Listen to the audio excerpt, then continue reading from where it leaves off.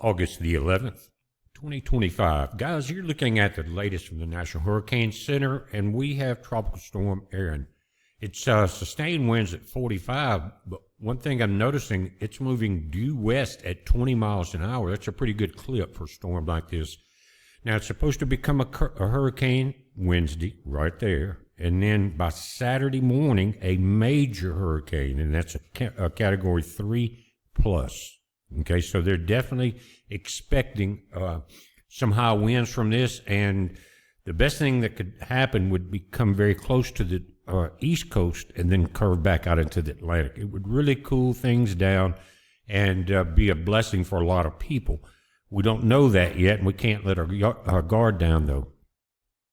As we look over the wide Atlantic, you can see the storm right there. It's got a good rotation on it right now. It is west of the Cabo Verde Islands. Now, very seldom, just saying that when I see one come off this far north, usually we'll track them going along this line where you see this intertropical convergence zone. And by the way, let's watch this system right there. But usually when they're this high, they do end up turning north into the Atlantic, just saying. But the weather's crazy. Things have changed in the last few years. I think the Earth is tilted. For some reason, the intertropical convergence zone is changing. Is that why we're seeing this storm this far north? Just saying. Let's look at it in infrared. And you can see it here. It's definitely going through a recycling process. It will do that along its entire journey through the Atlantic. Now, along the coast of Florida, west coast, we're still getting moisture here. Louisiana, you're starting to get some moisture coming in. We saw that start yesterday. Rain is predicted for this area for the next 3 or 4 days. But we're going to keep an eye on the system that's actually out into the Gulf itself right there. And anytime during August, I always like to watch whatever's happening approaching the Caribbean. But right now, we've got problems. And this thing's going to come in here, and about right in here, we're going to have a Cat 3 plus. We don't know where it's going to go, but let's take a look at the models. Now, looking at Fox from down in Florida, guys, you can see the spaghetti models, and everything's moving pretty far west. The Navy model has it the furthest west. The Canadian model is right behind it, right there, NVGM, excuse me, in purple. And then the pale green of the Canadian model right there. Both are taking this southerly track into this area. By the time it gets here, it's definitely got to be watched. And if it does make that turn, all you folks in Bermuda, right there, you're going to be under the gun on this one. Now, first, the Navy model, kind of like it was yesterday. It looks a little further south, and it has moved a day further ahead in time. Notice it's going to the 15th, 16th, 18th, right there. August the 18th sitting here. And that would be northeast of the Bahamas. Check that out. Now, that's telling you you're going to get some rain along Haiti and through this area right here. But it comes in here, watching the high pressure in orange, and notice what happens.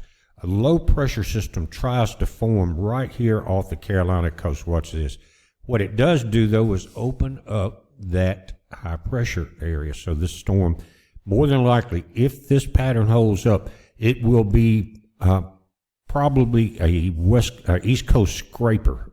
In other words, right up through this area. We're still far out in time, but at least there's hurricanes coming into the Atlantic that actually can do some cooling. Switching to the Canadian model, it's similar in its path, but there's a couple of different ones. It goes out a few days, about 3 days further. And notice right here how the high pressure area comes in here and pinches it off from moving north.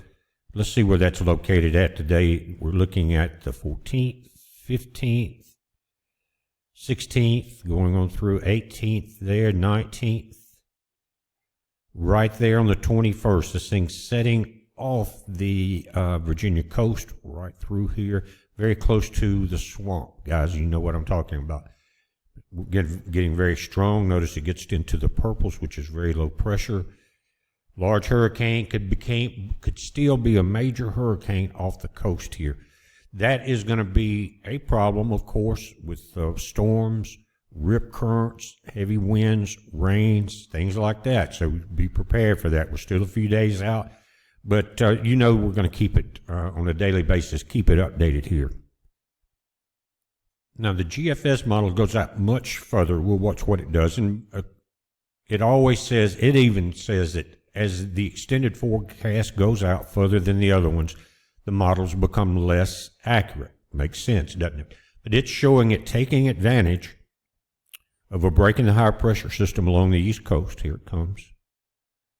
Right through there, that's the 17th, 18th, staying a little further offshore. Notice that. And then breaking through, then slipping right in over to the UK very quickly. But we're at that point in time, once we get past about the 20th here, that it becomes very inaccurate. A lot can change in the Atlantic between now and then. Guys, I'm not going to make this long. We got the update, but here at 1 p.m. Central Time, we're going live to the Texas State House here on the channel. It was supposed to be at 11 p.m., and they canceled that one. I don't know if people are showing up for work or what, but it's at 1 p.m., and we will be live. I have no idea what's going to happen. I do know that 15 Democrats have been arrested, not that bunch, but in Texas for voter fraud. And these are big-time judges and people like that, guys.